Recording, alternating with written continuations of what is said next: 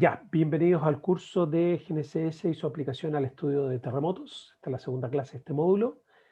Y antes de comenzar, fijamos la entrega de la primera tarea, el primer trabajo, dado que la próxima semana tienen vacaciones, para respetar esa semana de vacaciones, y no tope con el final de este mes que tienen, como me comentaron, tienen muchas entregas. La entrega de la tarea va a ser, del trabajo, perdón, va a ser el martes 8 de junio, de manera, la envían por Ucursus. La próxima semana, como comentamos, tienen semana de descanso por esto de la pandemia y este jueves de esta semana solicitaron no tener clases por el coloquio de señales sísmicas y volcánicas. Por lo tanto, la tercera y última clase de este módulo, donde responderé consultas de la tarea, la vamos a realizar el martes 25 de mayo. ¿Ok? ¿Alguna inquietud? Perfecto. Voy a volver a repetir las reglas, por lo menos de mi juego. En general, voy a esperar que me respondan si tienen una inquietud. Si no tienen ninguna inquietud, pueden permanecer en silencio, porque si no, nos demoramos mucho en avanzar, en esperar respuestas y todo eso. Bien, vamos a iniciar la clase de hoy. Como yo les decía, este es el módulo de GNSS en tiempo real y la respuesta rápida de terremotos. Estuvimos viendo la clase anterior sobre la comparación de los datos de GNSS y acelerómetros, que consta la segunda parte. La primera parte es sobre un software que ustedes ya manejan, el COSEISMIC, y es la segunda parte del trabajo 1, y ahora veremos la tercera parte de este trabajo. Antes, los quiero llevar acá, algo que no aparecía la clase anterior. Bueno, este es lo que trata esta parte de la tarea, comparar registros de GNSS que ya están a su disposición y datos de movimiento fuerte en aceleración. Los datos de aceleración lo obtienen de esa página web, que es la página de movimiento fuerte del Centro Sismológico, y de ahí van al evento que ustedes están estudiando, que es el terremoto de Pisagua del 2014, y localizan el evento que a ustedes les interesa y bajan los registros en texto plano para las estaciones que ustedes vayan a hacer la comparación. ¿Ok?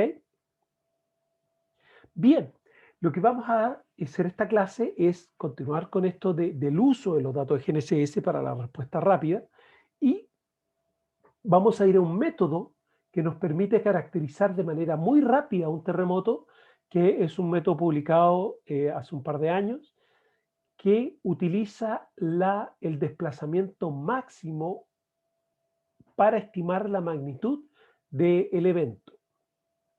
Esta figura se presenta el valor del desplazamiento máximo en el eje vertical, y en el eje horizontal tenemos la distancia. Cada color y símbolo representa un evento distinto siguiendo la simbología del borde superior izquierdo. Como pueden ver, más allá de que existe una dispersión bastante alta, se puede ver una tendencia que los datos de un mismo evento siguen una cierta comportamiento. Esto nos dice que es posible estimar las características de este evento haciendo una corrección muy sencilla por distancia. Y una de las características que más nos interesa es la magnitud del evento. Por lo tanto, si conocemos el epicentro o el hipocentro, en general estos son eventos superficiales, vamos a poder corregir por distancia y vamos a poder estimar rápidamente la magnitud del evento, siguiendo una relación muy similar a las que aparece en una relación muy sencilla que aparece en el borde inferior de la transparencia.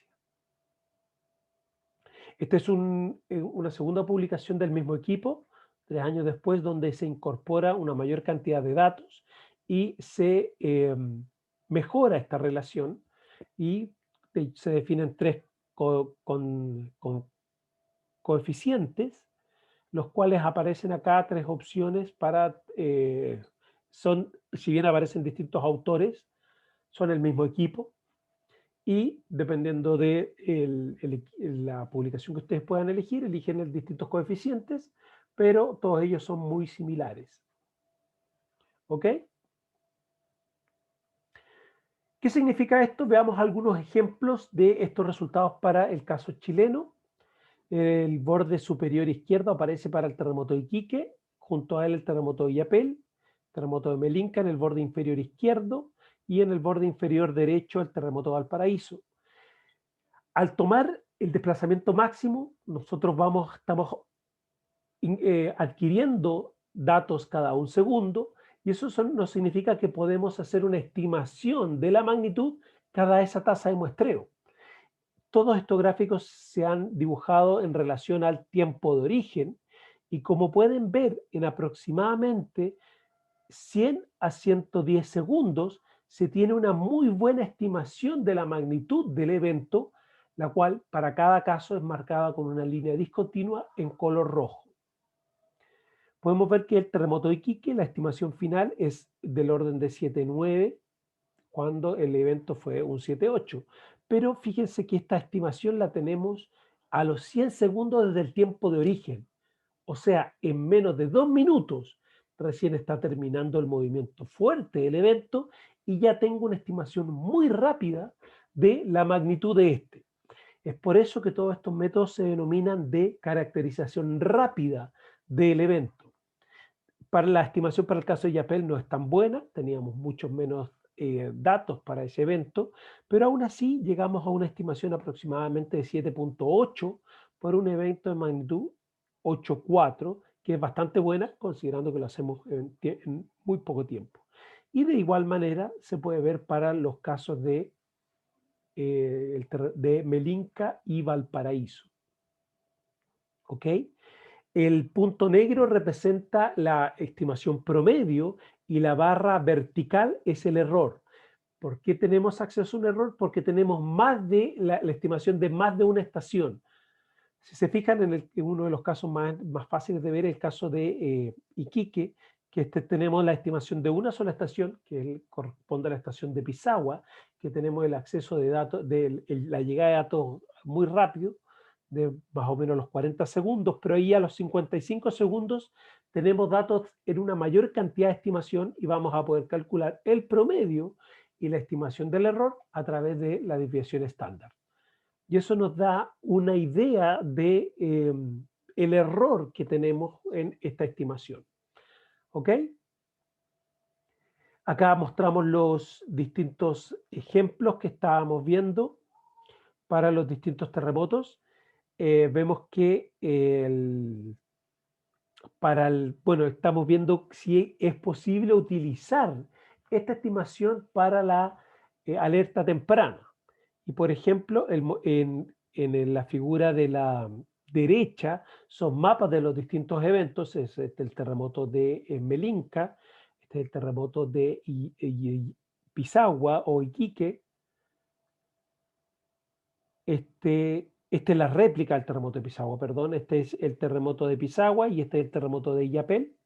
No tengo el terremoto de Valparaíso en este ejemplo. Y junto a las principales ciudades se ha dibujado el tiempo en que llega el movimiento fuerte.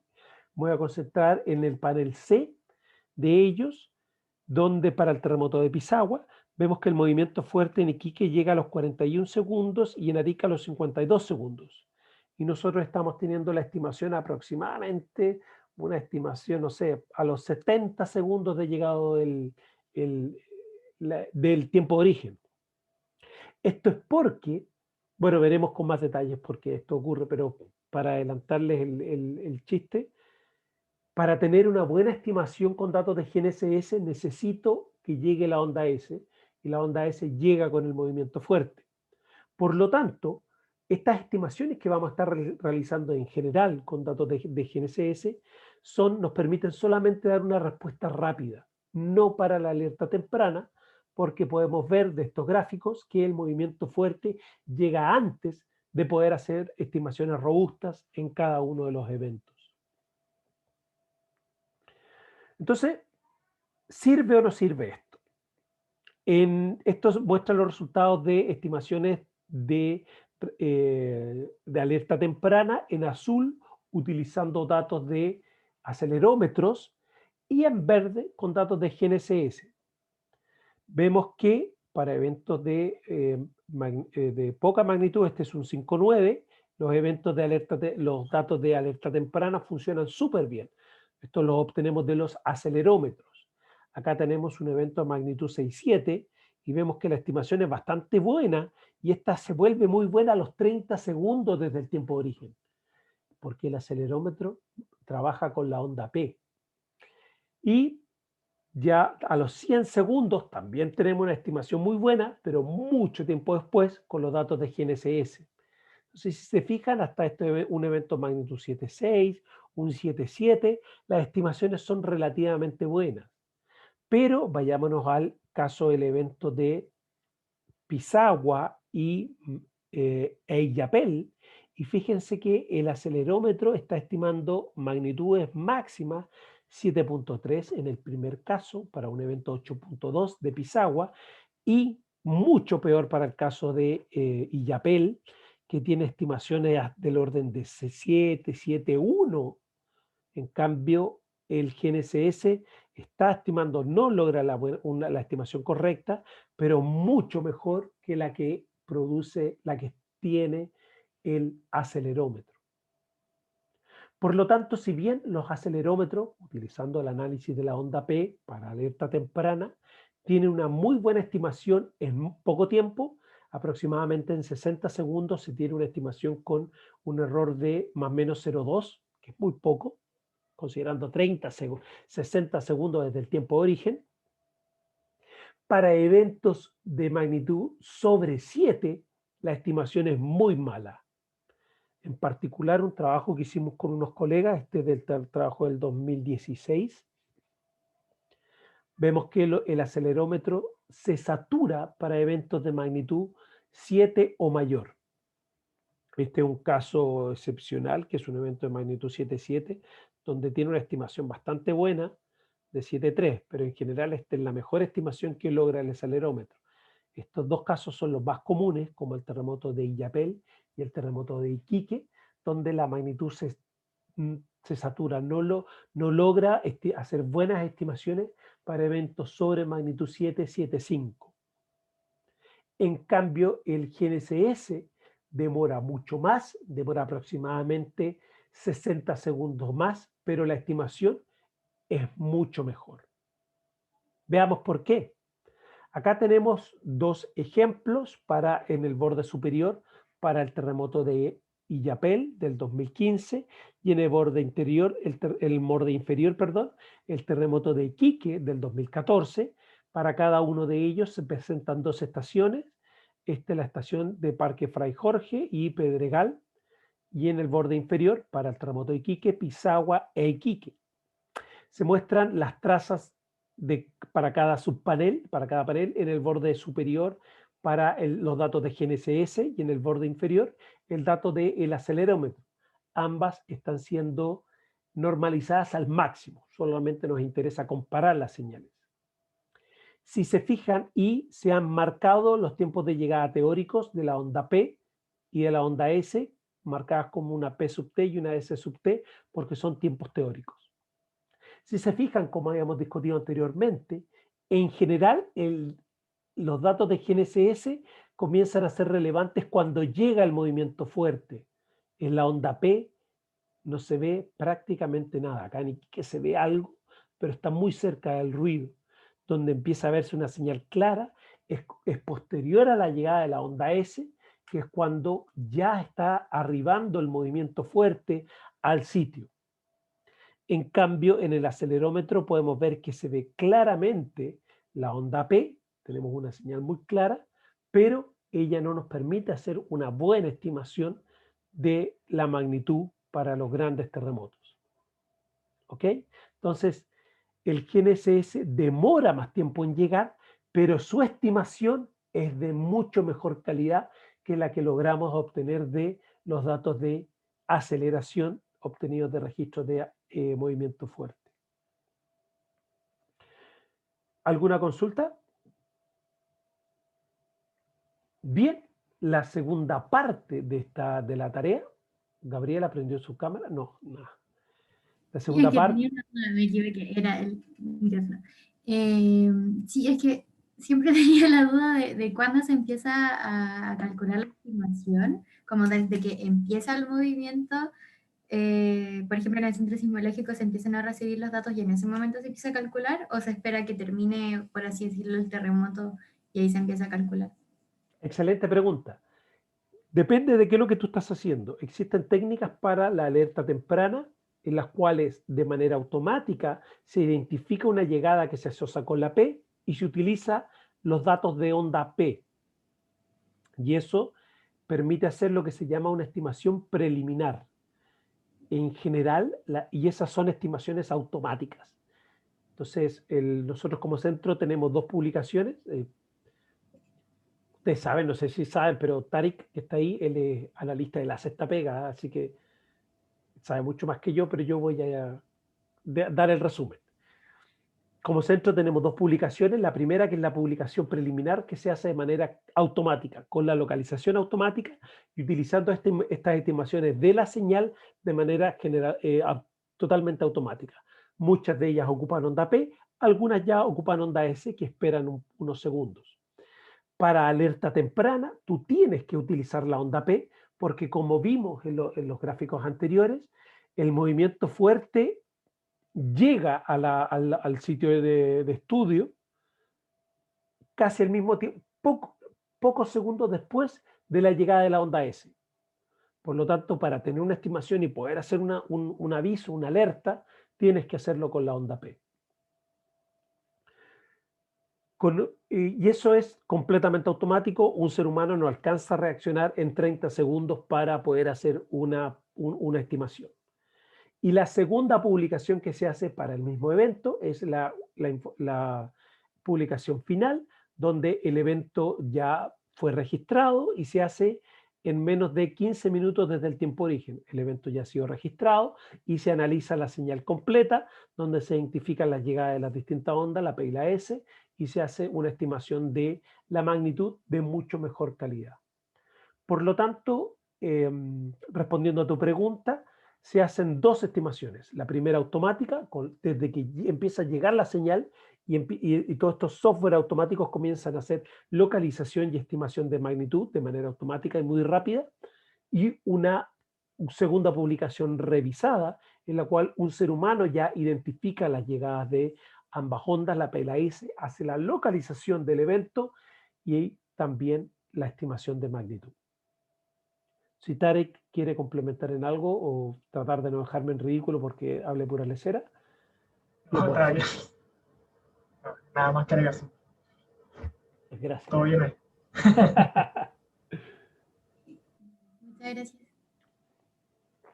Perfecto. ¿Alguna otra consulta?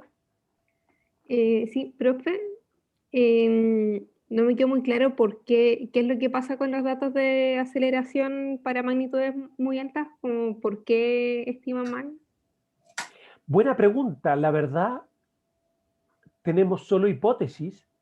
La evidencia muestra, como aparece esta figura, que para eventos hasta de magnitud 7, fíjate en estos tres eventos, para muestra solo un botón, son una muestra, pero es un indicador de lo que obtuvimos para todos los datos del caso chileno. La estimación hecha con acelerómetros que utiliza solo onda P es súper buena. De hecho, y sí escribimos un paper con unos colegas, el 2016 creo, me confundo. Tienes a los 60 segundos tienes una estimación de la magnitud con un error de 0.2 puntos de magnitud, que es bastante bajo, considerando que todo es automático. Pero para eventos sobre magnitud 7, estoy haciendo un poquito de trampa, tenemos muy pocos eventos entre 7 y 7.5. Hay como 2 o 3, ¿ya? Entonces, estoy siendo conservador y hablo de magnitud 7, pero puede que sea en algún rango entre 7 y 7,5 en que se hace esta transición. No la hemos podido mostrar bien porque tenemos muy pocos datos. Pero para eventos sobre magnitud 7, la estimación es consistentemente menor a la real. Siempre. Nuestra interpretación que hicimos con los colegas es que para eventos sobre magnitud 7, en particular para eventos sobre magnitud 7,5, tienes una fuente que es compleja, una fuente que demora en desarrollarse.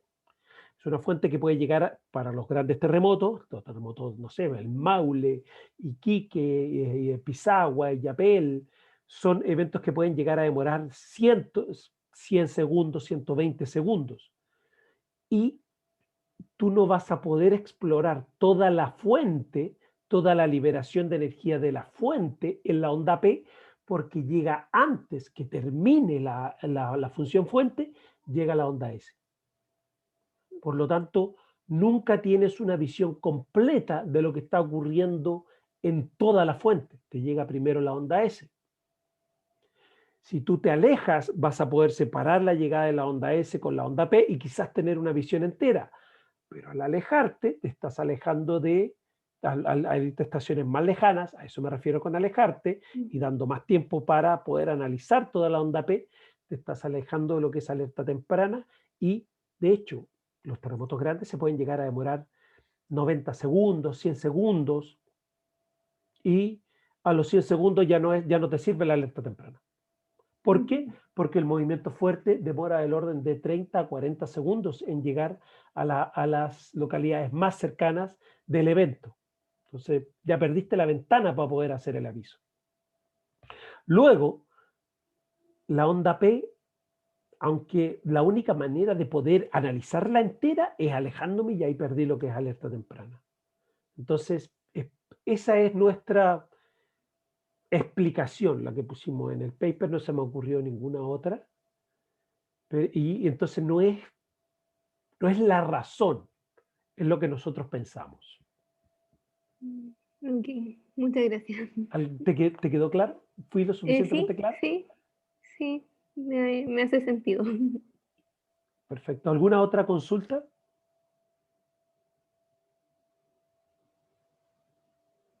No, profe. Excelente.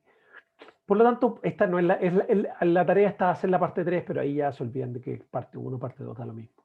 Lo que van a hacer es estimar la magnitud del evento de Pisagua o Iquique del 2014, utilizando los datos de GNSS, que usarán el mismo evento antes analizado, que es el terremoto de Pisagua. Para calcular el desplazamiento máximo, fíjense que es la suma de las tres componentes. Eso está en los papers, lo pueden revisar. Yo les estoy acá dando tips. Todos los autores de los tres papers que les hice la referencia recomiendan utilizar una velocidad de máscara. Eso quiere decir no analizar nada que esté antes de 2 kilómetros por segundo de la estación. ¿Por qué? De manera de asegurarse de que esté llegando información de onda S a ese evento y no hacer estimaciones en este sector, en este rango.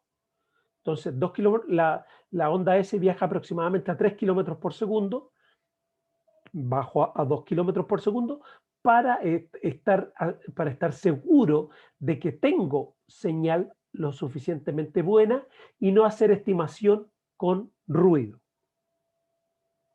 Por eso recomiendan utilizar esta velocidad de máscara. Deben utilizar esta relación, cuyos pueden utilizar cualquiera de las tres publicaciones, señálenme bien cuáles, pero en general yo he jugado con las tres y la diferencia es muy, muy pequeña en los tres casos.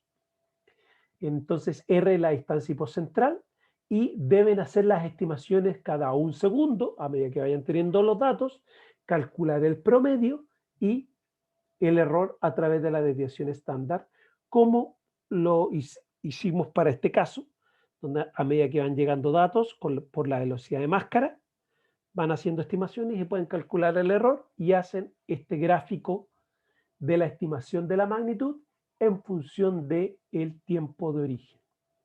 ¿Ok? Conocen el tiempo de origen porque está publicado y van a tener que calcular la magnitud. Recuerden, les vuelvo a recordar, que al igual que en la clase anterior, que los datos de GNSS están en tiempo GPS. Y todos los tiempos que nosotros utilizamos son tiempos UTC. Por lo tanto, deben considerar ese desfase, lo mismo que les dije en la clase anterior, del archivo de leap seconds que están en el Dropbox que comparten con el profesor Juan Carlos. De eso, buscan la fecha que a ustedes les interesa y ven cuál es el desfase que deben aplicar para transformar de tiempo GPS a UTC. Aquí tienen ahí cómo hacer la transformación. Y les insisto, recuerden utilizar la velocidad de máscara porque si no, las estimaciones siempre van a ser menores que las reales. Esto se hace de considerar estaciones a partir del tiempo t, que es igual al tiempo origen, más la distancia por la velocidad de máscara. A medida que vaya pasando el tiempo, van a ir pudiendo agregar más estaciones a su estimación. ¿Preguntas que les pueda responder con las transparencias? No me quedó claro cómo, o sea, la razón de por qué tenemos que ocupar una velocidad de máscara. Voy a la volver onda, atrás para tratar de explicártelo con esta figura que tengo de algunos datos acá. Estos son 4 registros de 2 eventos, como les dije, de GNSS. Fíjate que acá están los 4, que son las trazas superiores de los 4 paneles, de estos 4 paneles de acá. Parque Fray Jorge, Pedregal, Pisagua e Iquique. Todos estos registros están cortados desde el tiempo de origen. Fíjate que en la primera parte, por lo menos esta de Parque Fray Jorge, hasta los virtualmente 50 segundos, el desplazamiento es 0. Si tú utilizas ese dato de desplazamiento 0, te va a dar una magnitud inferior. Entonces estás subestimando la magnitud. Por lo tanto, por eso los autores recomiendan esperar, por ejemplo, Parque Fray Jorge estaba por acá, pero acá está el epicentro, tú calculáis, tienen que haber unos 100 kilómetros con una velocidad de máscara de 2, tenéis que esperar 50 segundos y él te dice, mira, a partir de este punto, de los 50 segundos, empiezo a hacer las estimaciones. ¿Te fijáis? Anda re bien, estos, cáchate que son números locos que yo tiré, pero justo a los 50 segundos empiezo a tener señal de verdad. Antes no veía nada. Veamos Pedregal, Pedregal está acá. Este es el hipocentro marcado con la estrella negra, está aproximadamente a 200 kilómetros. Digo que son 200 kilómetros porque la distancia de 1 grado son aproximadamente 100. ¿eh? De aquí para acá hay como 2 grados, 200 un poquito menos. Entonces, 2 kilómetros partido por segundo son del orden de 100 segundos. Esta está más mala, digamos 150 a los 75 segundos, por acá. Bueno, está siendo conservador, pero ahí ya estoy teniendo estimaciones reales del movimiento del suelo. Por eso los autores te recomiendan esperar este tiempo. Para cada estación, de acuerdo a la distancia, vas a tener que esperar un tiempo en que, digamos que los datos todavía se piensa que no tienen señal. Así tampoco tenéis que andar mirando para ver si tenéis señal o no. Tú esperáis, de acuerdo a la distancia hipocentral, cuánto tiempo hay, para ver si consideras esa estación en las estimaciones o no. ¿Me explico? Sí, ahí entendí bien. Okay, yeah. Súper. ¿Alguna otra consulta?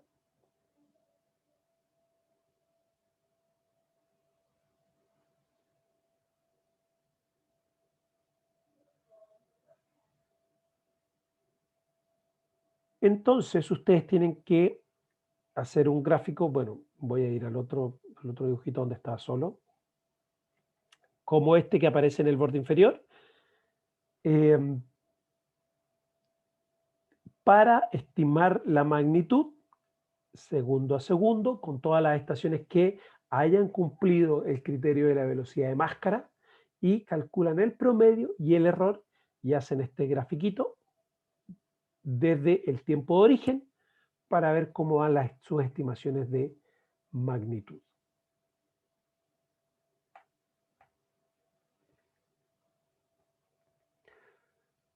Y esa es la segunda parte de este primer trabajo. Hay otra parte que es con el programa ecosísmico que les entregó el Pancho del Campo.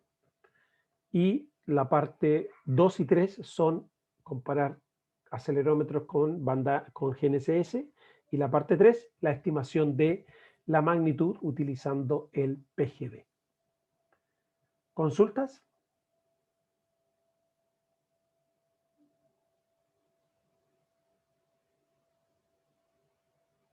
Si no hay más consultas, una dale, pregunta Oscar. respecto como a la publicación. O sea, yo creo que ya estamos más o menos claros, pero de repente como hay detallitos los que no tienen que fijarse o no fijarse, respecto como a la publicación del enunciado como más formal, no sé si va a haber en algún momento. Hay una publicación, yo se las voy a levantar ahora y una vez voy a reiterar la fecha porque lo que estábamos pendiente era eso. El martes 8 de junio se entrega el trabajo 1. Ahora que tengo esa fecha, la voy a poner en el texto y la vamos a levantar en cursos. Y el martes 25 de mayo, a vuelta del receso, voy a resolver consultas sobre la parte 2 y 3 de este trabajo. Parte 2 y 3, comparación de acelerómetros con GNSS. Parte 3, estimación de magnitud con PGD.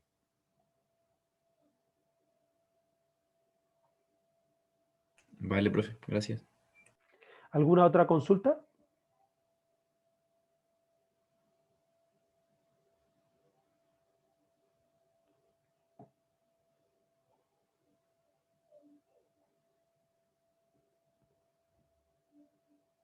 Bien, no teniendo más consultas, vamos a dejar la clase hasta aquí. Y que tengan, les reitero, este jueves, es jueves 13 de mayo, no tendremos clases para que puedan asistir al coloquio, al cuarto coloquio del GESET, de las señales geofísicas y volcánicas, que se realiza de manera virtual. Y después, la próxima semana es una semana de receso y tendremos actividades el martes 25 de mayo. Nos vemos en esa fecha.